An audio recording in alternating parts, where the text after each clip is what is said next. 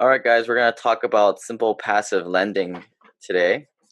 This is a partnership between Steadfast Capital Group and crowdfundaloha.com.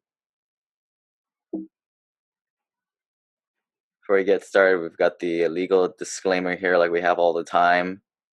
You guys can take a read through that. We are not lawyers, attorneys, CPAs. Please consult your own professionals for that. And we are not, this is not a solicitation to buy or sell securities as defined by United States of America Securities and Exchange Commission. We're going to be talking about lending, and it's going to be secured with a note here. To introduce myself, my name is Lane Kawaoka. I'm a professional engineer. I have the Simple Passive Cash Flow podcast. I write a blog at simplepassivecashflow.com. I run crowdfundaloha.com, where we help hardworking middle-class folks build real asset portfolios by providing free investing, education, podcasts, and networking, plus access to investment opportunities not offered to the general public. You can hear the podcast on Stitcher, iTunes, and Google Play, and check out this video and others on our YouTube channel. And of course, if you guys are in the area, check out us on Meetup and Facebook. Today, we are going to be talking about a partnership that I have with Steadfast Capital Group. My Brad Ueda. He's also on this video. Say hi, Brad. Hello. So we're going to be talking about there are a real estate investment company that buys and repositions single and multifamily properties in Kansas City and Missouri. And some of their they preach integrity, quality, and values are hallmarks of Steadfast Capital Group, and they do this by doing long-term relationships, building a business the right way, and adding value and creating a positive impact for the local communities and our investors. So, Brad, why don't you go and introduce yourself and the other partner, and kind of show everybody the opportunity that we have here. Okay. Thanks a lot, Lane. Thanks for the introduction. My name is Brad Ueda. I'm the co-founder of Steadfast Capital Group, and I'm also the on-the-ground operator. I've been a real estate investor since about 2006. I have a day job as a financial analyst, and I also have a BS in finance from the University of Hawaii and received my MBA from the Naval Postgraduate School. I can talk a little bit about my co-founder and business partner, Marcus Kaya. He's also into real estate. He's been managing his family office with multiple real estate assets in Hawaii. He's a science teacher with a bachelor's in chemistry and biochemistry from the University of Washington. And currently, I am a real estate investor and syndicator, co-owner of MFP Investments, currently controlling 1 RV park and 5 apartment buildings, totaling 1,200 units plus. Have a degree in industrial engineering and a master's degree in civil engineering from the University of Washington, just like Marcus. But people always like to know how we met. I think the stories we met on the internet a couple of years ago, right, Brad? Yes. On the old Bigger Pockets page, and I think you heard the podcast, and you heard the ukulele, and you must assume that I was from Hawaii. So we kind of just stayed in contact over the next couple years, and we both started with the turnkey rentals. How did you first get started? Yeah, so I first got started similar to you. I was born and raised in the islands in Hawaii. Started picking up a few properties there, and then I moved to the mainland on the East Coast about 9 years ago. When I moved here, I purchased my primary residence on the East Coast, and then slowly began to start accumulating rentals. Found out pretty quickly that the cash flow wasn't as adequate, and I started to really hit the ceiling towards my debt to income ratios. So once I started bumping and hitting that ceiling, I just went on the internet, kind of the same progression that a lot of other investors do, to see, how can I scale this to get my passive cash flow up. Started looking at a number of various MSA markets across the U.S., and ultimately settled on Kansas City Really like the macroeconomics there, as well as the microeconomics. And with my background being a financial analyst, I like to spreadsheet things and kind of look at markets from every kind of which way. So it's kind of similar to you. I started with turnkey investments, got started with a couple of operators, and purchased between 4 and 6 turnkeys, probably in 3 to 4 months.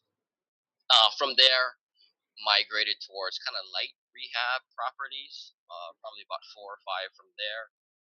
And ever since, have been implementing kind of the BRRRR strategy where we've been going and buying really distressed properties, doing value add renovations, and then repositioning.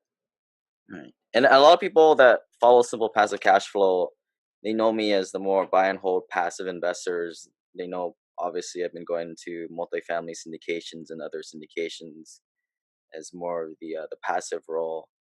Um, and I always try and find partners, kind of like yourself, Brad. I'm trying to find pure operators that actually like to do the operation. Because when I first started doing multifamily, I thought I was going to be an operator, but then I realized I didn't want to be an operator of Class C multifamily because that's hard work. But you're kind of the opposite. You actually like doing this stuff, and when you're good at doing something, you usually excel and get pretty good at it. So that's kind of the product of what we have here to present to the folks today.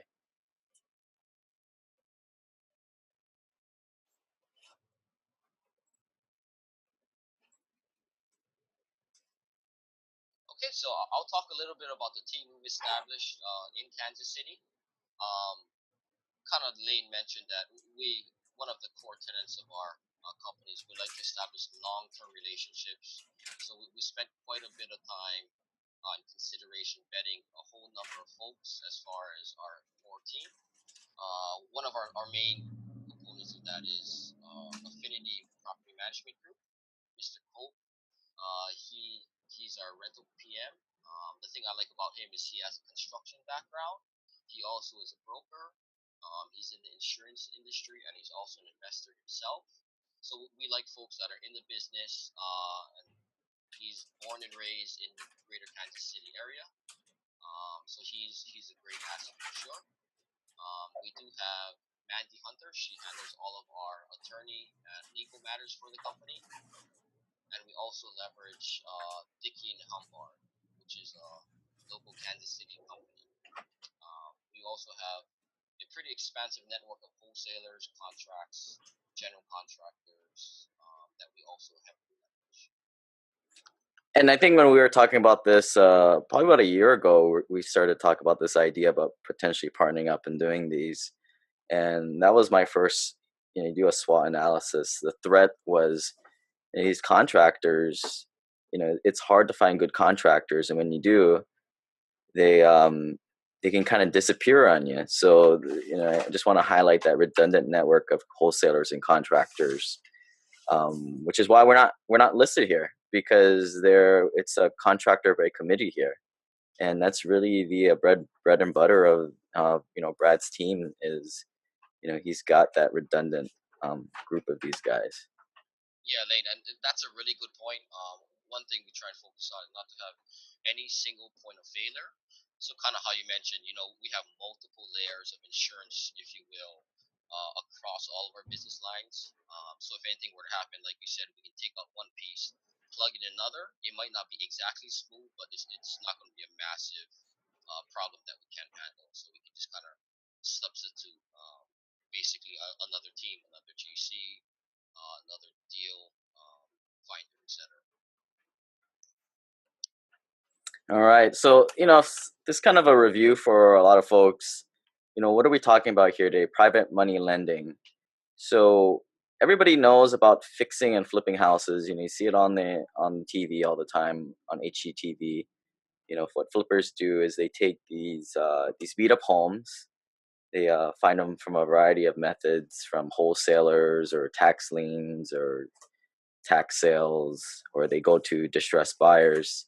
They fix up the property, and you see them all on TV from all these shows. But what we're talking about today is to be like the guys in Shark Tank and be the passive investor. and kind of being the funding source behind that hardworking flipper there on the left, and to just bring in the capital and to get a steady return. And yeah, basically just funding over the hardworking flipper, and which is Brad in this instance, and collecting a return. And that's the way we partner on these and make these projects go. And yeah, there it is. You just it's pretty passive for you guys, the investors. So, what is private money lending? A private money loan is a loan that is given to a real estate investor and is secured by real estate, most times the note. That security or collateral is in first or second mortgage position that secures their legal interest in the property and secures their investment. And when a lender is in first position, that means that they're in first or priority position to benefit from any liquidation of the collateral which serves from the loan. And most of the stuff we'll be working with and giving investors will be that first lien position. Private money lending usually provides unique opportunity to become the bank as investors, and you can yield extremely high interest rates, typically 5 to 10 times higher than what you'll find at your bank CDs. And individual lenders make a profitable return backed by real estate. And we can talk about, we'll talk about in the future and later in this presentation what will happen, what's the worst that can happen, what are the steps as an investor to mitigate your risk. But we'll kind of just move through this presentation, Brad. Why don't you kind of take us through the steps that you guys go through to flip the properties and to repeat the process. Okay, sure. Um, so the first step is our company, Steadfast Capital Group. We find the deal. This has been challenging. We're not taking down.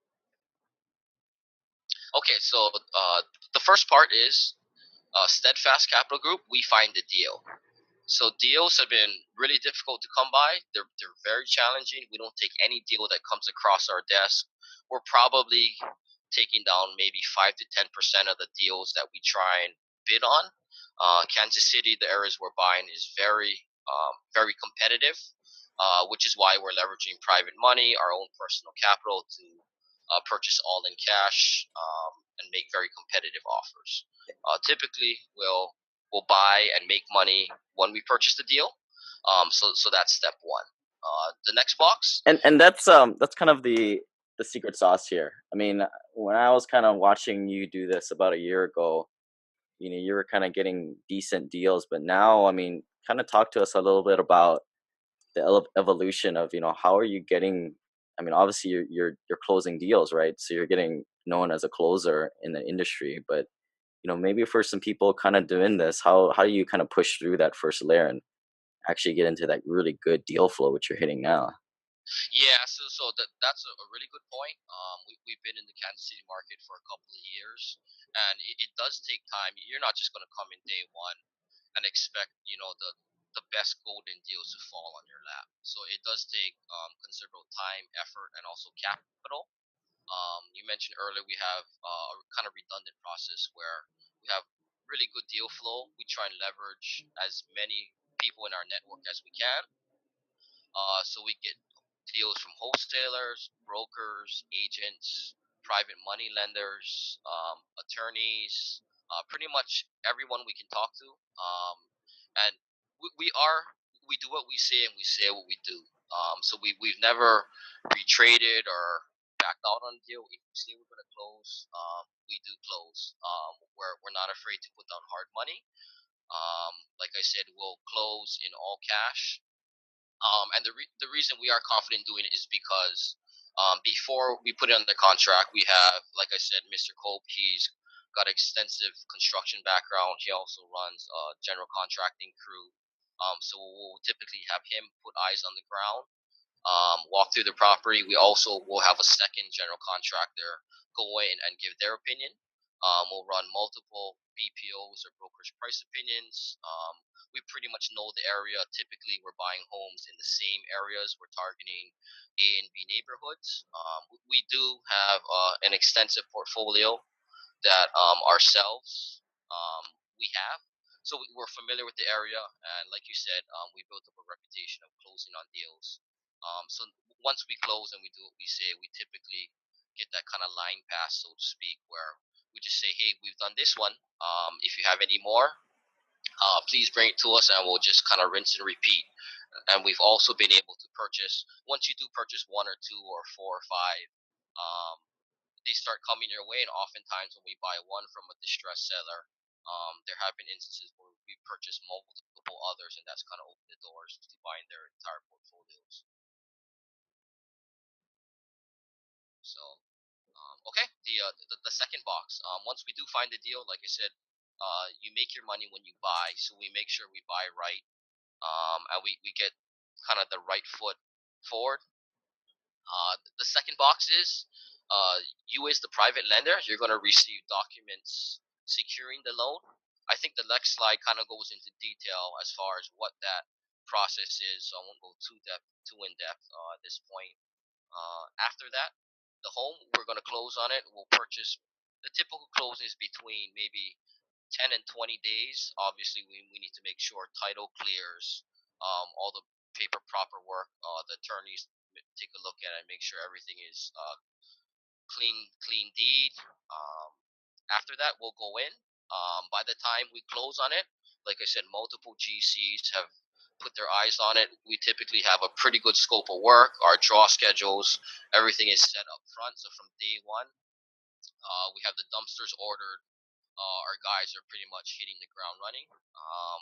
We try and typically target deals that aren't super heavy rehabs.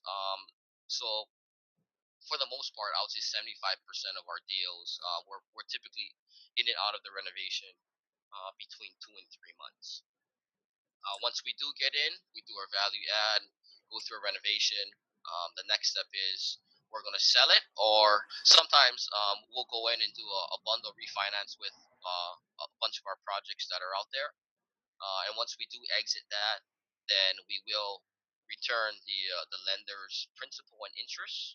I think one thing that differentiates our company is that we do pay monthly distributions.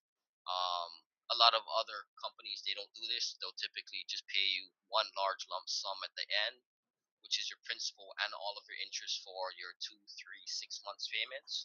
But one thing we found that our lenders do like is they do like that steady cash flow. And we are a well capitalized company, so we don't mind paying monthly dividend, interest only payments to our lenders. And then we found once we kind of exit these with our lending base that they're pretty happy just to kind of rinse and repeat and go through the process again, and they're asking, hey, Brad, when do you have another project so I could basically redeploy?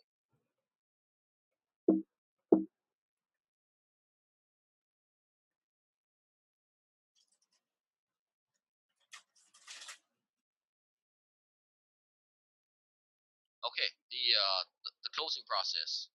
Um, like the slide says, our lenders are protected. Every property we acquire, I mentioned to it before, we do very thorough due diligence. We look at the physical structure, the neighborhood, the financial metrics to that end. Um, and then we also make sure that the lenders secured on it. We have a promissory note. So the promissory note, it serves as the collateral for your investment property, and the deed of trust is a document that's notarized with the county clerk. The county clerk. And what this does is it secures your investment, so you become, in essence, the bank. On top of that, we do take out a hazard homeowners insurance policy. Um, the private lender is placed on that policy, so you're insured against fire, natural disasters, other potential liabilities. So if anything were to happen, if the home burns down, or something catastrophic would occur during the renovation process, the private lender is on the insurance policy. And we do make sure that we provide all these three documents at the time of closing on the loan. So you're going to get the promissory note, your deed of trust that's notarized, and you're also going to get the insurance policy that's going to have the address of the home as well as your name on it. Um,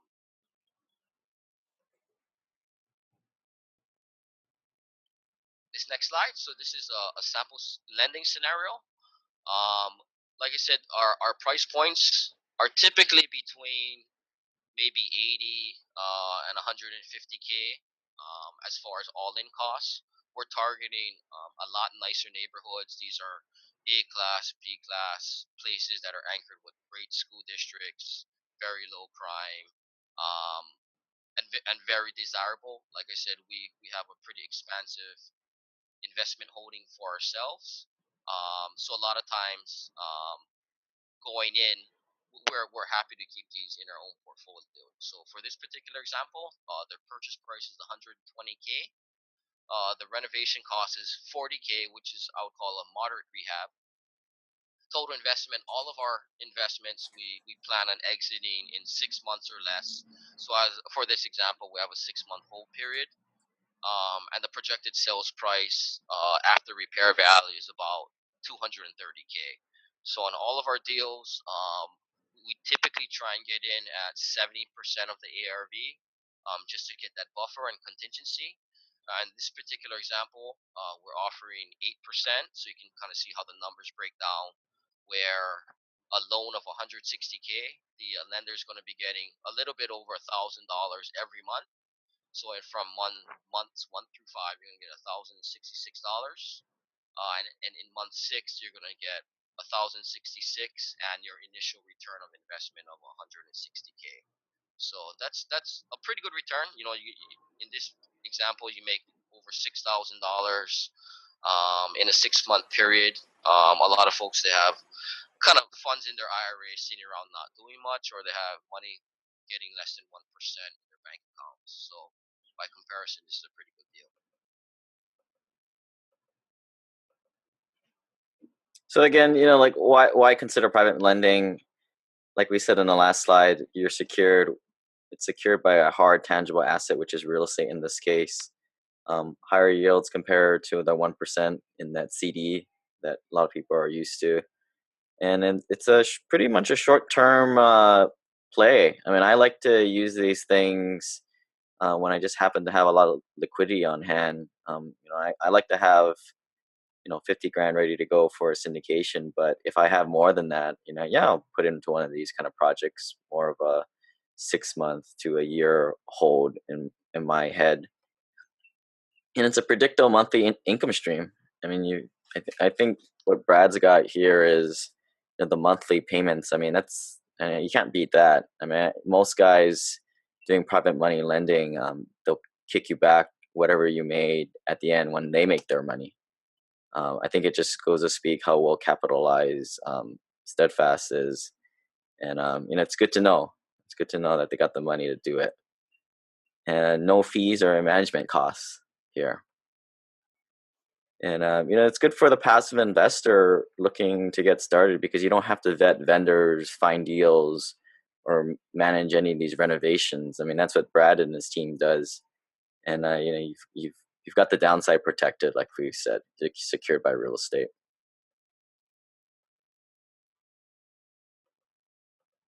So, how do people ask, like, well, how do you compare these private money lending deals from another? Uh, this is how I do it, and this is for a lot of other people analyze these properties. What you do is you take the total investment amount.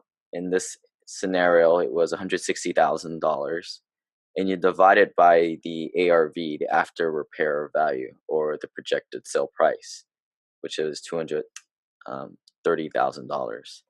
Divide that, and you come up with a percentage here called the loan to value. And usually 70% is kind of the breaking point when it's a little bit too risky or it's a good deal. If you can find something that's less than 70%, that's usually a good amount. Obviously, you want to kind of do your own research on the numbers going into this, mostly the ARV here, because a high ARV can kind of skew the numbers one way, and same with a lower ARV. So another example here, if you take an ARV of $250,000 and $160,000 all-in costs, this one would be at 65% loan to value. And in this case, this one would be a little bit stronger deal than the previous one because it has a lower loan to value. Or I would kind of say that's kind of the amount of risk you're having to the project. And like I said, that magic number is that 70%.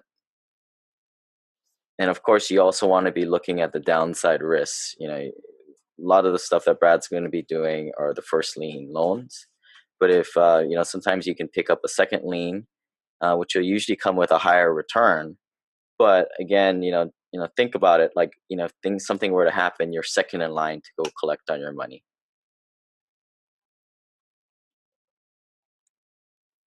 And Brad, you want to kind of take over this slide right here? Okay, sure.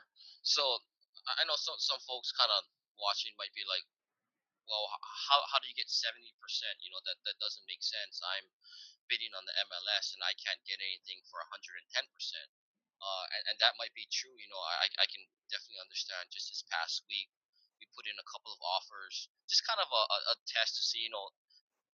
I saw a couple of properties in really great areas. One was in Lee Summit this past week. It was a fourplex, and when I first looked at it, I was like, wow, these numbers, they really look good. So I called up a broker and said, hey, let's put in an offer. Maybe we'll escalate up to 10K over asking, and I'd be happy to take this deal down at these numbers. So we called it up. It was on the market for 2 days, and then basically the agent came back and said, we're not even going to consider your offer. This is going to be going for over 50 or possibly more, 70,000 over asking. So that's just, the MLS is crazy. You've got a lot of people coming out, and it's the more people you have available and the more competition, that bids the prices up. So the way we are able to get about 70%, and these deals are like Lane mentioned, it's pretty much cash is king. We go in cash offers. We've closed in as quick as 10 days, but it's typically 2 weeks. We purchase the property in as is condition, so there's no contingencies. There's no holdups for appraisals.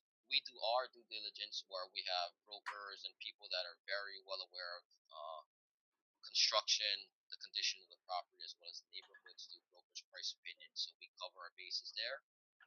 We charge no commissions, and we don't have any fees to the seller. So basically, if you compile all those things out, a lot of times it's a win-win situation because the people we're buying from, they're in significantly distressed positions where they've said, if I don't get out of this property in 15 days by this date, the bank is going to take it back and I'm literally going to get nothing. So when you have those type of scenarios, we can come in, we can negotiate a fair offer given the condition of the property. A lot of times these homes are very distressed, they're worn, they need a lot of TLC. Kansas City is known for having foundation problems, so a lot of the problems we buy have major foundation issues where sometimes it takes 10, 20K just for the foundation, and obviously the owners of the property don't have that liquid capital to take care of that. So we strike win-win deals where we can get great deals. We can help out the homeowner, and that way they can get out, save their credit, and it's kind of a good scenario on both sides. Yeah, Brad, maybe give a little insight to kind of what you're doing when you're putting together an offer from these deals. And it kind of stems from that 70% value. From what I've learned academically is that you start off with that after repair value. What can you sell for this property once it's been all fixed up, and you take 70% off that, and then you subtract your renovation costs. What's your kind of the way you kind of view this method Yeah, for? yeah, exactly. So it's not basically rocket science. So just kind of what you mentioned is we'll run ARVs. I'll talk to multiple agents and brokers. So I'll get an ARV on a particular property, see what the numbers look like, comparing from multiple independent brokers. So that gives us a good baseline on what we think it'll be worth. I also look at the dollars per square footage, just from an analytical standpoint, just to make sure that people aren't getting too aggressive with their opinions. Um, On top of that, typically, like I said, we have a pretty expansive rental portfolio. So I'll pull up, hey, I have a house that's half a mile away. I'll look at that appraisal, look at how much the dollar per square footage is. What's the condition? Are we going to basically finish it to these level finishes? And typically, we're using the same materials, the same finishes, same paint colors. So I can have a pretty high level of confidence when we go in our GCs, do our renovation, that it's going to look well, just like the other properties we have in our portfolio. So that's how we establish our ARV. And then 70% of that is just straight math. And then the next component of the equation is what is the construction renovation cost going to be. And we also get multiple bids from, like you said, our general contracting crews. We'll compare and contrast. And at this point, we've done a good number of these. So we can typically ballpark and we know, hey, a roof of this size is so many squares, maybe 4 to 5K, exterior paint, interior paint, foundation work. Depending on the scope of the renovation, we can come up with a pretty good um, idea of what we think it's going to cost. Obviously, plus or minus a certain percentage, but we do put in a contingency there, and then we back that out of the 70% to go to our strike price. Right. So when you go with Steadfast Capital and lend money in this fashion, you're kind of your partner. So you're kind of getting all these benefits along, getting the better pricing.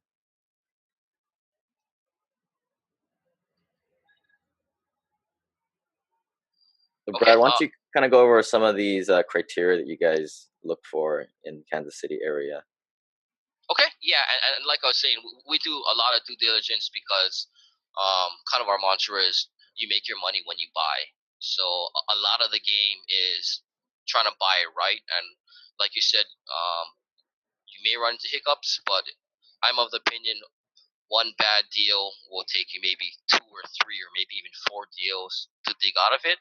So I'd much rather kind of pass on a lukewarm social deal we're not sure on than be too aggressive. So we do buy conservatively.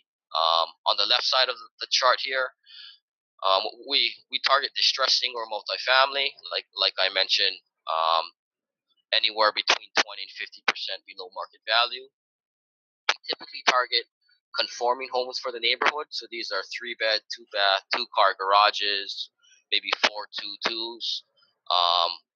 A lot of the properties that we're purchasing are for our own personal portfolio. So these homes tend to appreciate the best. We're buying in premium neighborhoods, so we do want that appreciation upside. So these are kind of the homes that we've been targeting. When we go through the renovation, once we do have the asset identified, we're going to focus where our money has the greatest ROI. So a lot of times we'll go in, if there's a below grade bedroom, what we could do is add value by making a conforming bedroom. We'll go in, we'll add a closet, we'll dig out an egress window, make sure that it meets the requirements or firefighter can go in and out. Once you do that, you can market it as a legal 4 bedroom for rental and for sale. We'll look at adding square footage where it makes sense. So sometimes we'll add a full master bathroom.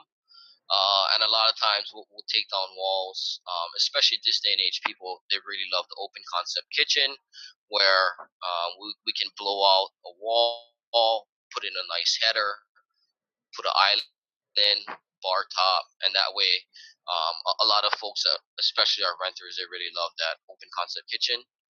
In addition to that, we certain things we don't touch. We don't touch homes in flood zones. Just our personal risk profile. I think FEMA is in debt of in excess of 20 billion, so we don't want to gamble on that. I think flood insurance is very costly, and we suspect that it'll get even more costly in the coming future. We are buying in prime areas where low crime. We really like good school districts because we target those renters that are really prime candidates, and a lot of times the neighbors who are buying, once they rent, they'll stay for 2, 3, 5 years. The less turnover is better for us. It's obviously more profitable. And another thing we do not typically buy, we haven't bought one yet, is swimming pools, just for liability purposes.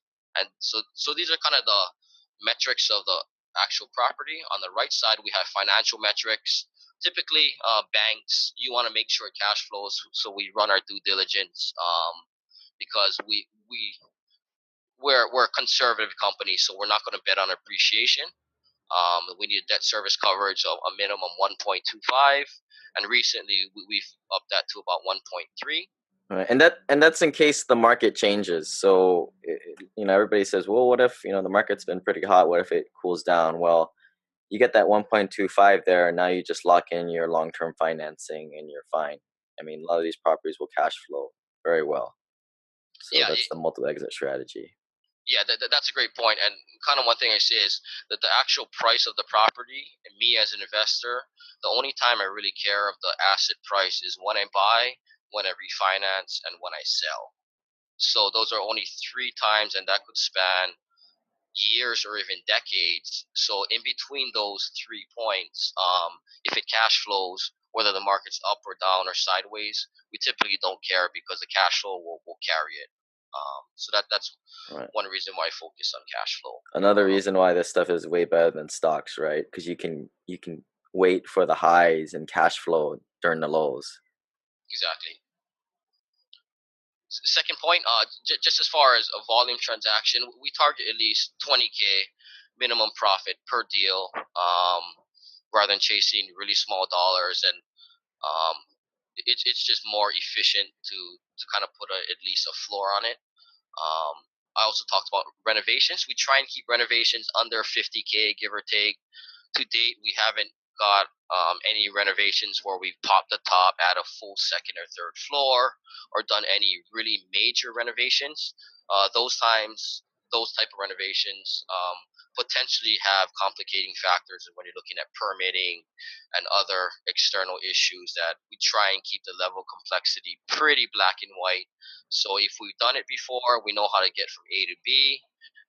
That just makes it kind of a cleaner process. And if it ain't broke, we're not going to try and fix it, so to speak. This next metric is 80% loan to value. So typically we target 70% loan to value, but sometimes we'll go up to 80% loan to value. But those are in prime grade A neighborhoods that we're keeping for our own personal portfolios. And if we were to request lending on these properties, we wouldn't ask for more than 70% loan to value, which means our personal capital would be put into this deal, just to make sure that all of our lenders are protected. Another great point is we try and look for a 1% rent ratio. What that translates to is $100,000 property is typically going to rent for $1,000. I think that's kind of one unique area where the Midwest kind of excels at, is kind of me and Lane, our backgrounds with expensive coastal markets. Right now, my properties in Hawaii and on the East Coast are maybe in the 0.5 rent to value ratio, so they're maybe cash flow neutral. So these Midwest properties definitely do cash flow quite a bit more. Right. And that's a blows the socks off of all these flippers in Hawaii, California, Washington, all the primary markets. I mean, number one, like, you're, as a private money lender, you're having to put up huge sums of money, like two, three, 500, $600,000 of cash into one deal. And then if the market corrects, you can't rent that thing out. I mean, you're at like Brad said, like 0.5% rent to value ratios. I mean, that's why when I started to do this stuff, I only lent in the markets I was comfortable with the rent to value ratios at 1% or higher, like Birmingham. I'll show you my Birmingham one later, in Atlanta. But I always thinking about what's the downside. If the market corrects, well, I take back this property and then I rent this thing out, and hey, I'm can't complain with that. Yeah, yeah, that's a great point. So I think the last two kind of points here, and then we can move to the next slide, is for single family homes, we try and target about a 1,250 a month. A lot of times we use that kind of benchmark to screen our tenants for us. So the typical PM will require 3 times monthly income of your rent. So in this particular case, it would be about 3,600 a month to qualify a tenant. And a lot of times that benchmark, that's probably 40,000 or more for a family in the Midwest. That's good, solid income. So with that kind of a higher of a benchmark in these nicer school districts, nicer areas, we tend to get a good quality tenant that we're happy with. And at the end of the day, each property should probably cash flow at least $200 or so a door, which is pretty good when it's all said and done. Right, pretty good for the worst case scenario, I think. And you know, when I usually work with turnkey buyers, I usually preach try and stay above $900 a month rent. So that just kind of goes to show what kind of properties Brad's working with here. You know, he's only keying in on 1250 a month. I mean, when I first kind of saw what he was doing, I was kind of like, whoa, how are you getting these good properties in these A areas? Just didn't make any sense, but the man's making it work. Yeah. Like if you go back to the other slide real quick, so if you look on the far right in Missouri and Kansas, you're going to see some neighborhoods like Blue Springs, Lee Summit. On the Kansas side, Johnson County and Overland Park. If you're to Google these neighborhoods, they're typically in the top 50 of all MSAs in the United States as far as great places to live, whether it's U.S. News and World Report, Money Magazine. These major financial publications are saying, these areas are very affordable. They have a lot of technology, a lot of jobs, which is one of the main factors that kind of drove me to Kansas City to begin with. Is all like, wow, I can get these great areas with schools, affordable living, high upside, diverse economy, all those kind of markers I was looking for, underlying place where I could deploy a lot of capital. So that's kind of what drew me there to begin with. Right. And Overland Park there, I spent a few months there. I mean, that's number one like per capita of like headquarters, I think, in that. You got Sprint and all those kinds of employers there. But Exactly.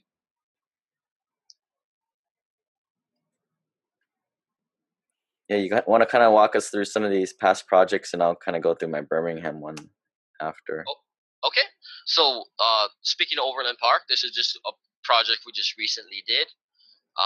You kind of notice the before and after pictures. So a lot of times the only way we get properties are they're significantly distressed. So this particular property, I think, had a long-term tenant that was there for 10 or 15 years, and I guess the landlord just kind of let things go sideways. So when we bought it, it was in very rough shape.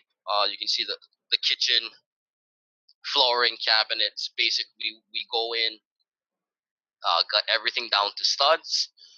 Put all new capex on this.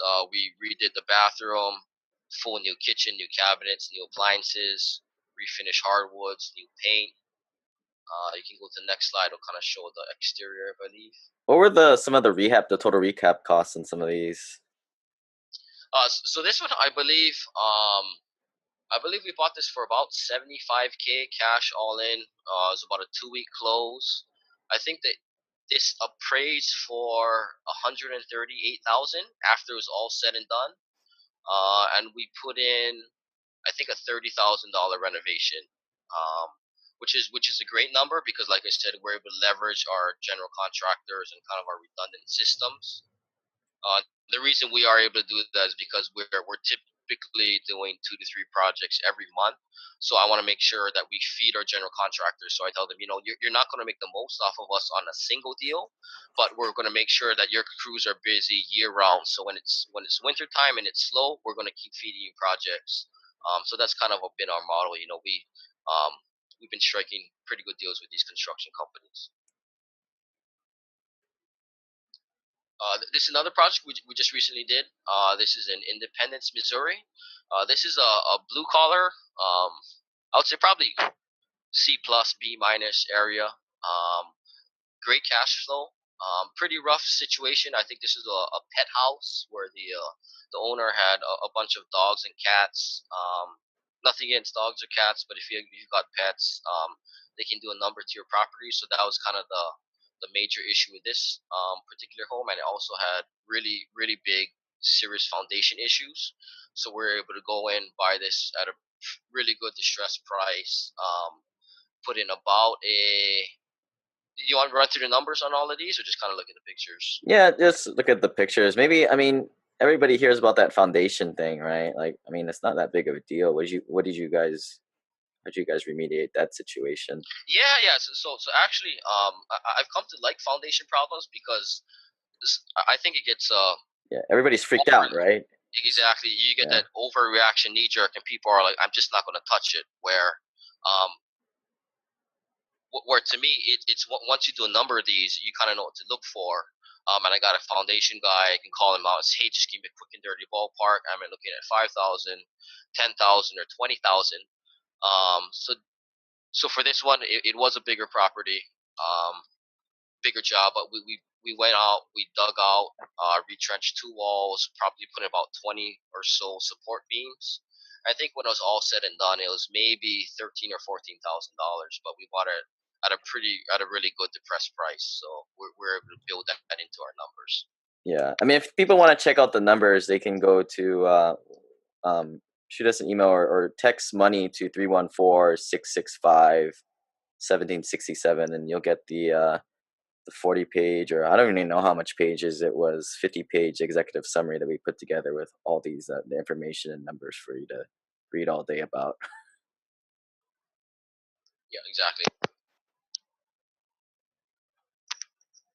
Another nice deal here you guys got. Yeah, this actually it's the same property. It's the exterior of the house. You can kind of see we did a full renovation of the kitchen, updated the living room.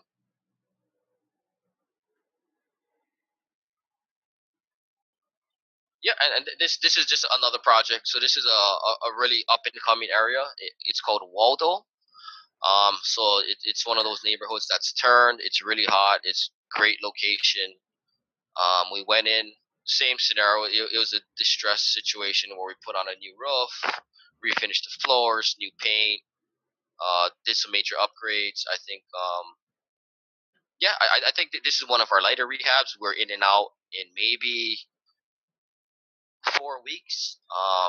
So we'll take these deals when we can. This was a easy one, so to speak. So for a private money lender on one of those projects, what would be the time that their money would be in play on one of the lighter ones, the more like $20,000-$30,000 rehab type projects? Yeah, so for 20,000-30,000, we're probably looking at maybe 3 months, depending on seasonality. So if we're trying to move a property and sell it in the middle of winter, those sometimes might take a little longer. But typically, the lighter rehabs, 20, 30, 40K, we do it in about 3 or 4 months. But we do allow and say, hey, 6 months as a kind of a ceiling, just to let our lenders know that sometimes there's complications. But for the most part, we're in and out of these pretty quickly. Right.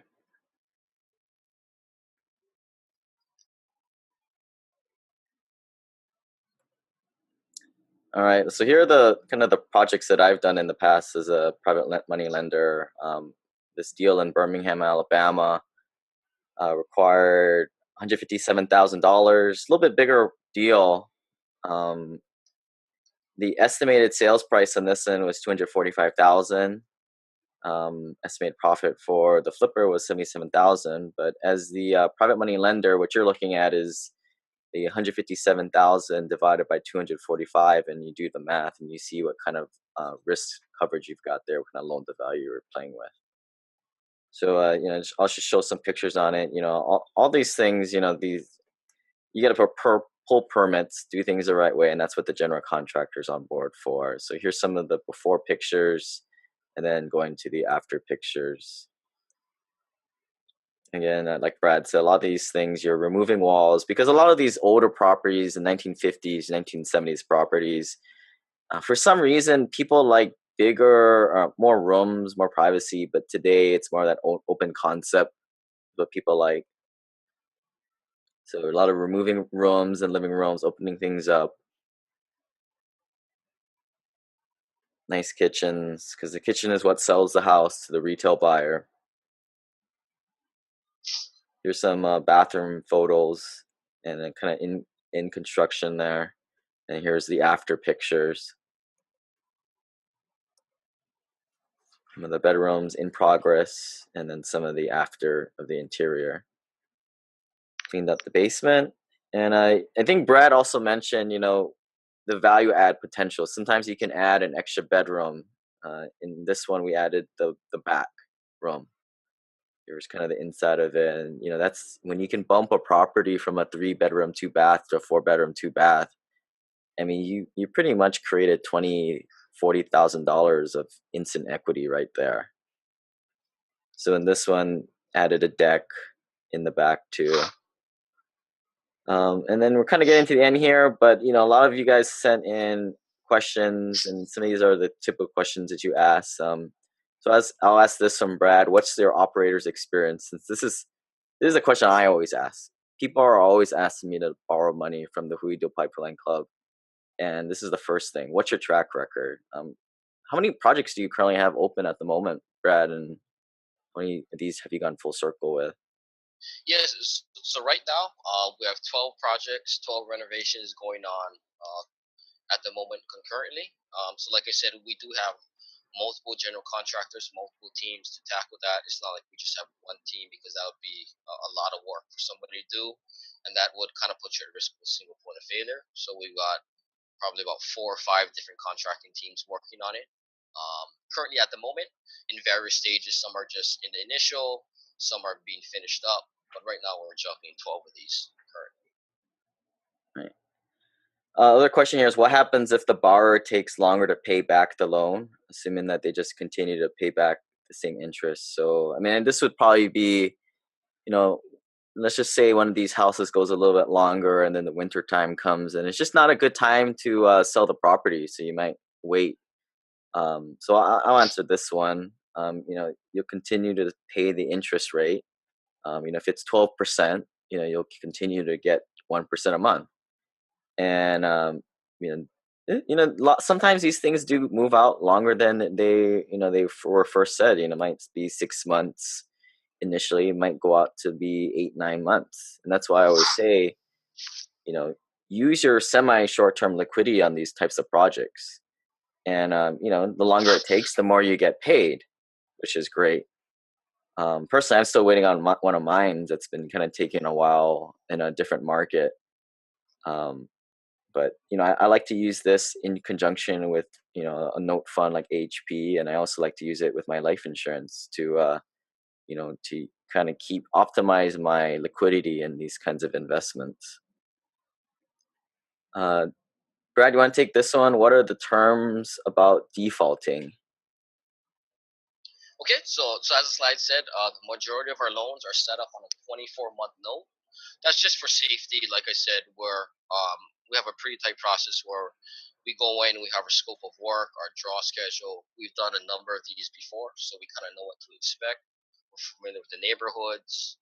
All of our projects were underwritten with a 6 months or less typical exit strategy. The reason, if once you get past 6 months for our business model, it's going to significantly eat away at our profit. So if we're not doing, like Lane alluded to, $1 billion flips, or we're not doing anything crazy where we're popping the top or adding 2,000 square feet to it, so that's a much more higher risk, higher reward, and that's just not something we're comfortable or we think makes sense, more or less, in the Midwest market which we're in. So we're focusing on lower level of difficulty, just leveraging our systems, our financing, our way of getting deals, to kind of keep churning and doing a number of these volume. Like I said, we're managing 12 currently. But if we were, for whatever reason, extreme likely to default, I might get hit by a bus or some, life happens. You never know. If that were to happen, the promissory note and deed of trust will serve as collateral for your investment properties. What that means is you, as the bank and the lender, then have the ability to foreclose on the property, follow the statutes, power of sale, in addition to other rights and remedies, depending if the property is in Kansas or Missouri. And then basically, at that point, you would have 2 options. Your first option is Lane is here for you. He can help you plug in, help dig you out. You can keep it, obviously, as a buy and hold, get it fixed up, finished, and as a cash flowing property, like I said, our model is to make our money when we buy it. So the expectation is that you should have significant equity up front. So you could do that and you could keep it, or you could choose to basically wholesale it and get out and get the expectation would be majority, if not all, of your capital back. And I guess the great thing about first position lending is there are other options if you're familiar with like peer to peer lending tree and some of those other options where it's not backed by any hard asset.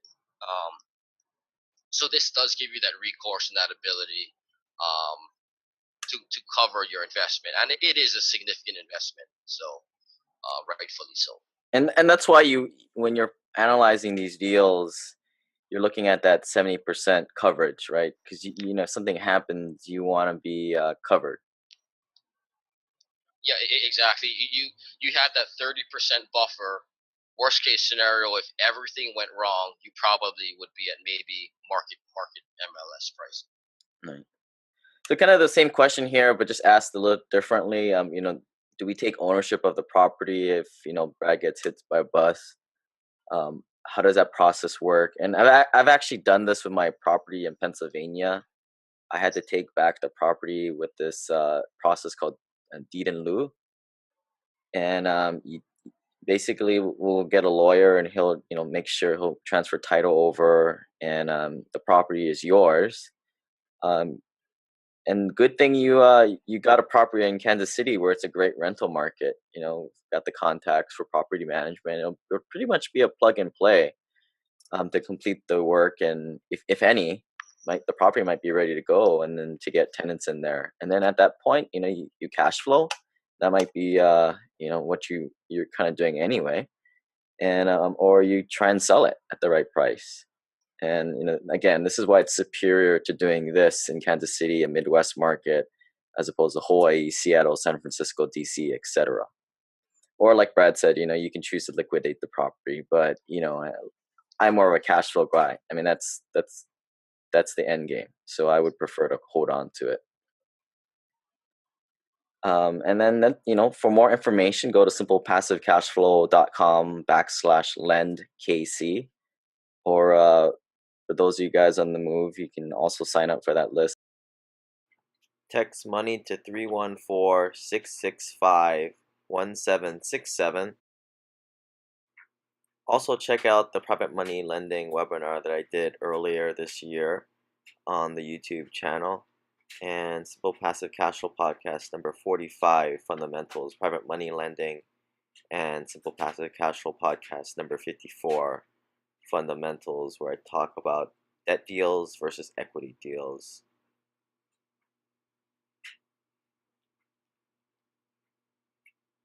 All right, again, go to simplepassivecashflow.com/LenKC, or shoot me an email at lane@simplepassivecashflow.com if you have got any questions.